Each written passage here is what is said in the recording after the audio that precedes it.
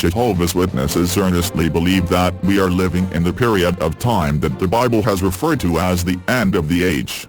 This age mentioned here is the period of time under the rulership of Satan. When this age ends, a new age is to start. We understand that age is referring to when Jesus in kingly power turns his attention to the earth to bring an end to Satan's reign of terror over mankind.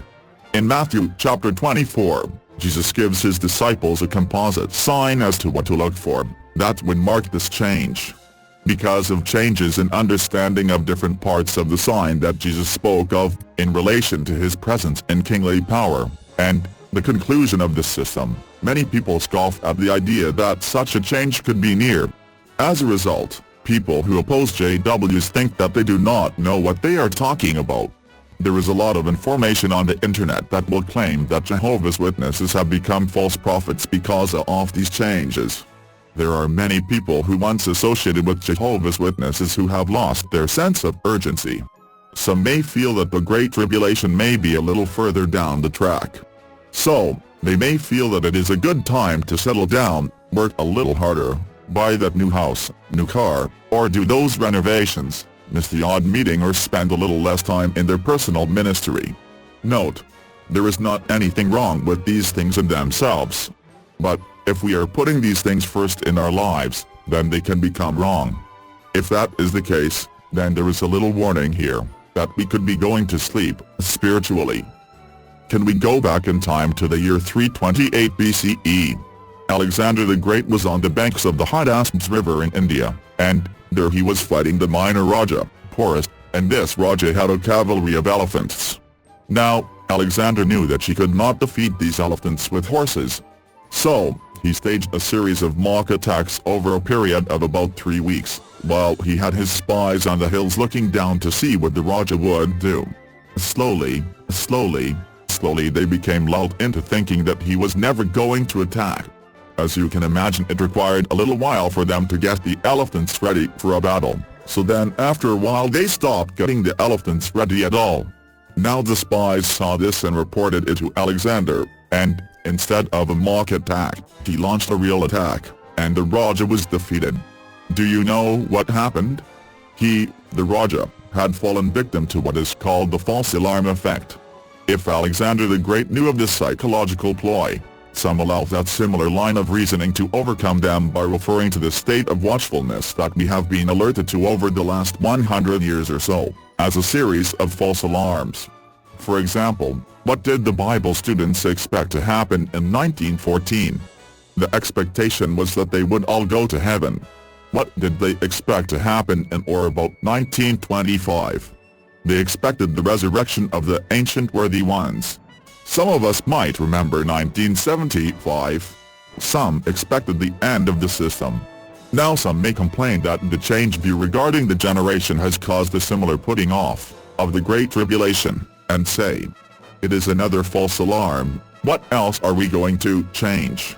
This view is not correct because Christ commanded a state of watchfulness on the part of the faithful and discreet slave. So, they are looking for Bible truth to bring to us, and in light of that, or as a consequence of that, the necessary changes will be made.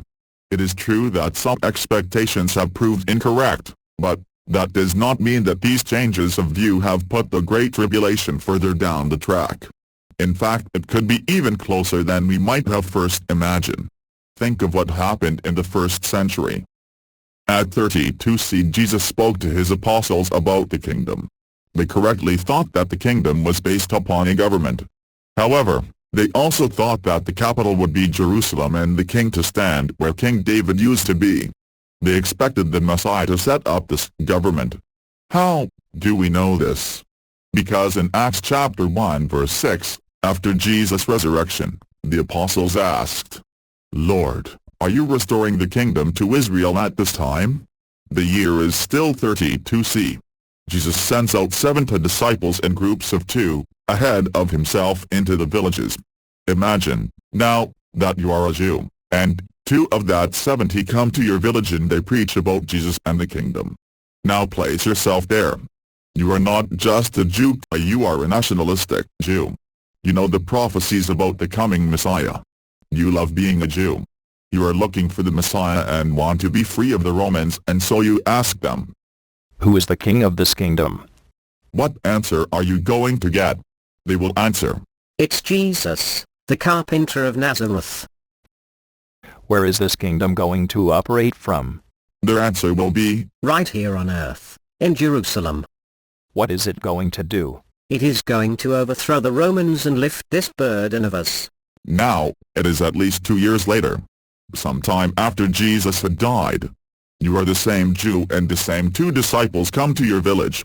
Now you ask them exactly the same questions. What response will you now get? Who is the king of this kingdom? It is Jesus, the carpenter of Nazareth. Where is this kingdom going to operate from? Now it has changed. The answer will be, The kingdom is to be in heaven. What is it going to do? Is it going to overthrow the Romans? Sorry, no. It is not going to overthrow the Romans. for the Jews that are not followers of Jesus, and have heard this change in teaching, what would they think? Hey, you followers of Jesus, why do you change what you tell us? New for the Christians back there, that was a changed view. So what, you were a Christian then, would you say? I wish the apostles would get it right. Who knows just when or where this kingdom will be and what it will do?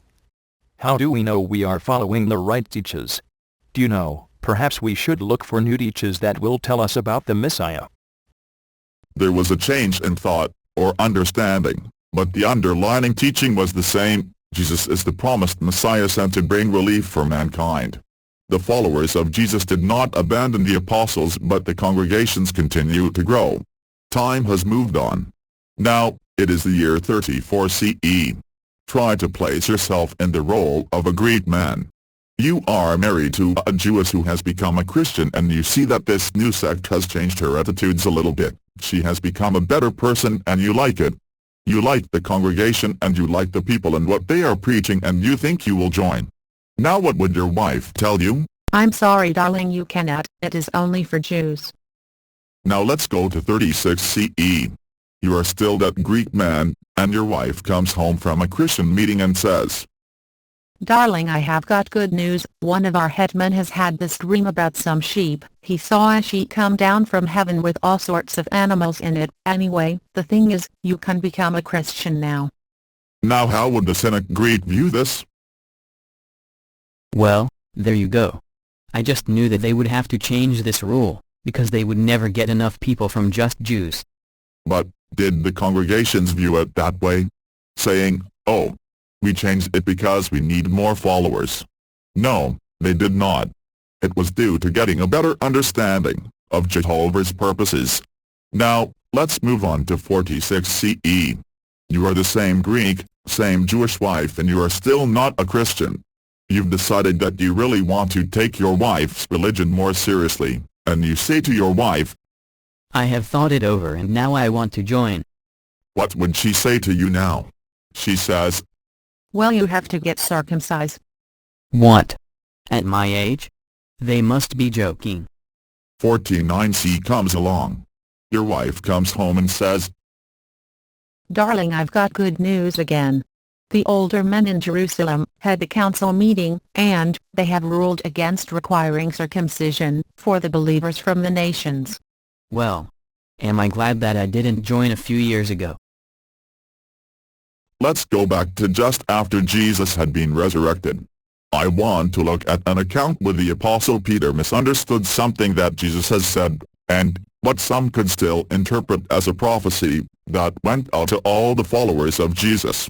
From what Jesus said, Peter started to teach that the Apostle John would never die until Jesus returned. Peter turned and saw following them the disciple whom Jesus loved, who had lain close to his breast at the supper and had said, Lord, who is it that is going to betray you? When Peter saw him, he said to Jesus, Lord, what about this man? Jesus said to him, If it is my will that he remain until I come, what is that to you? Follow me. The saying spread abroad among the brethren that this disciple was not to die, yet Jesus did not say to him that he was not to die, but, If it is my will that he remain until I come, what is that to you? Do you see the changes that took place? Now what would the early Christians think? False reasonings, or just enlightenment on God's purpose of things? So did these drastic changes in direction make the brothers in the first century feel that the congregation was not teaching what is right? No, it did not. They knew the association of Christians were on the right track.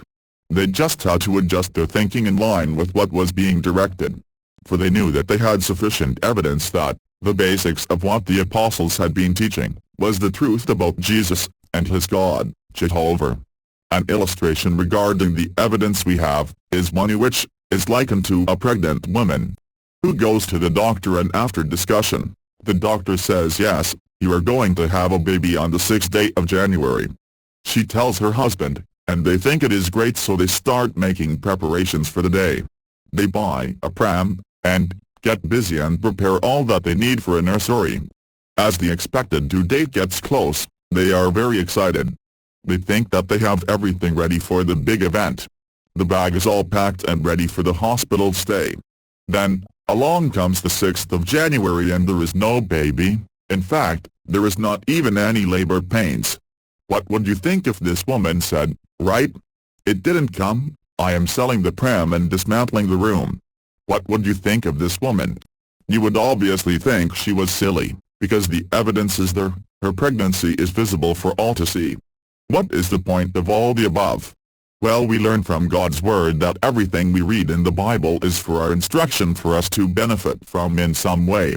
For whatever was written in former days was written for our instruction, that by steadfastness and by the encouragement of the Scriptures we might have hope. We also know that all of the Bible is inspired from God and beneficial for us. All Scripture is inspired by God and profitable for teaching, for reproof, for correction, and for training in righteousness. What I learned is that even though the early Christians had Jesus to teach them and then the inspired Bible writers, they on occasion got things wrong. Did God look disapprovingly on them for misunderstanding and getting this wrong? No. The first century congregations flourished and grew. So just because a group today makes mistakes in understanding of prophecy and some minor teachings does not distract from the basic truths of the Bible.